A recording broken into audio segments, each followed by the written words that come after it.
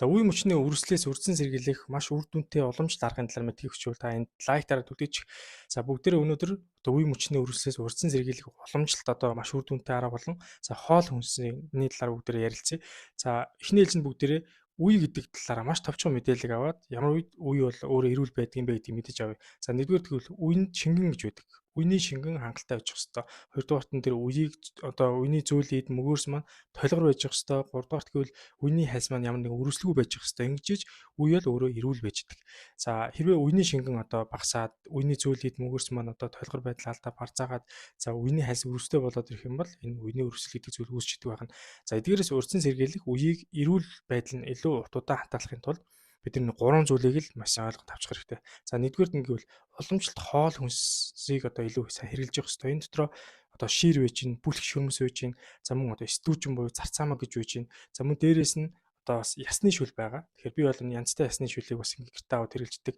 Цэвэр ясны шүл бол амталсан гэдэг хоёр төрөл байж идэг.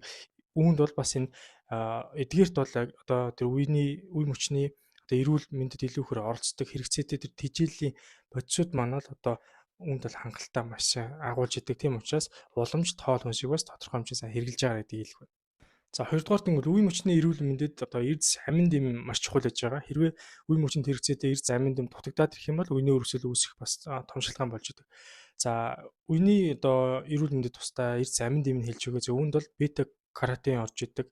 За витамин С байна, Д байж гин, К2 байж гин, кальц байж гин, магний байж гин, цайр, за селен болон за Л-лизин болон омега 3 за одоо бэгэн төрлийн витаминууд бол орж идэг байна. Эдгээрийг тодорхой хэмжээнд хүнснээсээ болон хэрвээ шаардлагатай бол бас нэмэлтээр авч явахыг зөвлөж байна.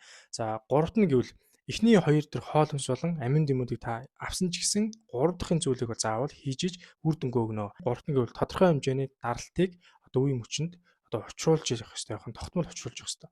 За ингэснээр нөгөө нэг хэрэгцээтэй хоол хүнсээс авсан за хэрэгцээтэй амин дэмүүд маань тэр одоо үеийг одоо тижээж идэг за мөн үений одоо шингэн хэсэг рүү маш сайн орж идэг байна. Ингээд үений шингэнд хангалттай нөгөө нэг тижээлийн процесууд нь ороод ирэх юм бол үений мөгөөс үений хальсаа эрүүл байлгах эрүүл одоо урт удаан хатаалахын нөхцөлийг нь илүү сайн бүрдүүлээд өгчдөг.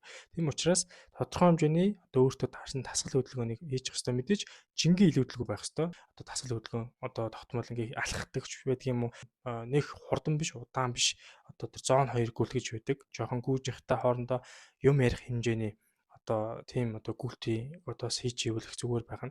За тэгээд эрүүл мэндийн хайртай хүмүүс энэ хүртэл үзэж байгаа бах. За яг энэ харагдж байгаа доктор өнөрөө YouTube сувгаараа та subscribe дарчаарай. Ингэснээр танд одоо би нарийн мэргэжлийн эмчнэртэй ярилцж байгаа зөвлөгөөнүүд тань цаг алдалгүй мэдээлэл байдлаар авчдаг байх болно. Дараагийн чухал зөвлөгөөгөөр 90